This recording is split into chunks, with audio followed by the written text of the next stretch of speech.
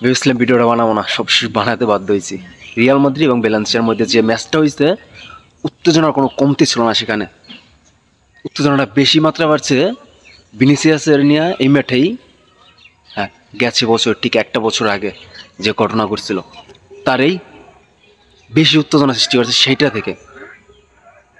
যেখানে উত্তেজনার কোনো কমতি ছিল না, হয়তো পাড়ার ম্যাচ নাই কোনো ইন্টারন্যাশনাল ফুটবল ম্যাচ, সেটা বোঝার দায়ের। ম্যাচের প্রতিটা মুভমেন্টে শেষ মুহূর্তে যখন জুড বেলিংহামের গোলটা হয়, তখন রেফারি যখন ডিবক্সের বাইরে থেকে বলটা পাস করে, তখন রেফারি বাঁশি দেয় এবং রেফারি সেই মুহূর্ত থেকে গোলটা বাতিল করে।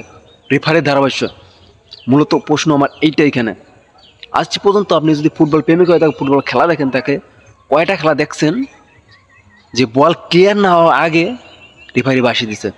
আরে আমাদের পাড়ার খেলা হইলো, তারা বলে, যারা পাড়ায় খেলে, যে বলটা বাইরে যাক, তারপরে কিন্তু খেলা শেষ করবি। আর সেখানে রেফারি যখন ডিবক্সের তখন শট করে, তখন সে বাঁশি দেয় টাইম ওভারের জন্যে। আমরা বিশ্বকাপে ম্যাচ দেখছি, একটা ম্যাচ 16 মিনিট আমাদের গড়াইছে, বলটা যখন ক্লিয়ার না হয়েছে এই জন্য। আর সেখানে রেফারি এরকম একটা অপ্রীতিকর ঘটনা ঘটায়। এবং যারা সমালোচনা করছিল ভিনিসিয়াসকে, যারা কটাক্ষ করছিল, তাদের জবাবে ভিনিসিয়াসের জোড়া গোল, অসাধারণ। হয়তো প্রকৃতির জবাবটা এইভাবে দেয়। এবং প্রত্যেকটা মুহূর্তের জন্য হাড্ডাহাড্ডি লড়াই, মাঠের মধ্যে গন্ডগোল, কি না ছিল ম্যাচটায়।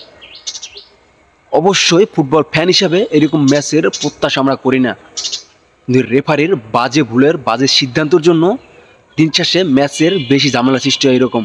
কিন্তু প্রতিটা ম্যাচে হয় এরকম না। অবশ্যই ম্যাচে রেফারির ভুল ছিল, যেখানে বলটা ক্লিয়ার না হওয়ার আগে সে বাঁশি দেয়।